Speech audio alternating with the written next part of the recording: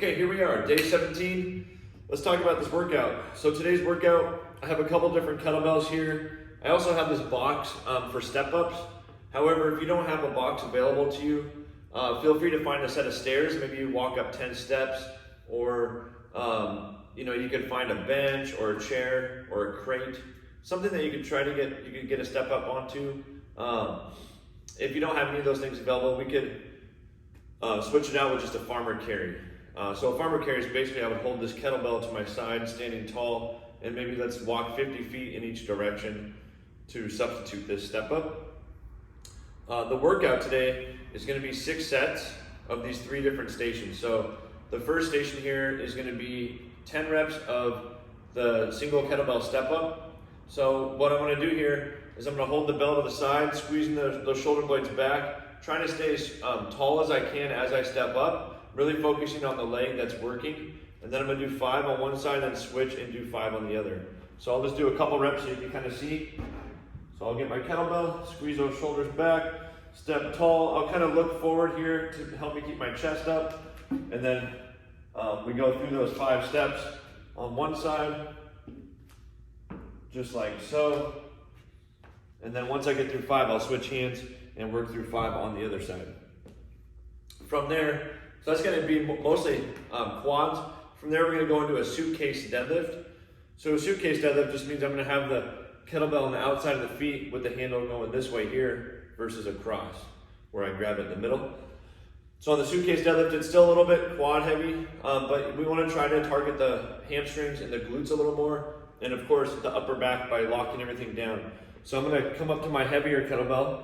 So I do have some options with weight here. If you don't own a heavier kettlebell, feel free to use 2 lighter ones and do a double suitcase deadlift.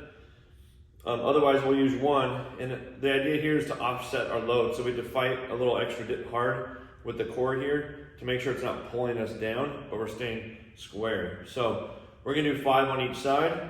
So I'll set up right next to it, shoulders back. I'm gonna come down into my deadlift setup and then push the floor away, stand tall, control down, touch, drive. So I'm gonna go ahead and work through 5 on one side, and then I'll switch. I'm gonna work through 5 right here on the other side. So we wanna control these reps. We don't wanna let the bell control us. All right, last station. What's a workout without some kettlebell swings, right? So we're gonna work through 20 heavy swings if you have a heavy bell. If you don't have a heavy bell, let's just go ahead and work through 40 lighter kettlebell swings. So on these swings, now we really want to be focusing on pushing those hips back, hamstring, glute, and then explosive drive, contracting the quads at the top. So I'm going to go ahead and just do a few reps so you can see. So I'm going to set up at my bell with my bell just a few, or about 1 foot away from me, and then I want to hike it in to the upper thighs and then drive. So it's going to look kind of like this. Pack those lats, hike, drive.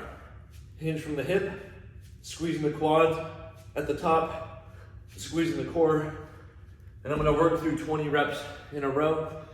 That's gonna be 1 set, and then I'm gonna rest about 60 to 90 seconds and repeat for a total of 6 rounds.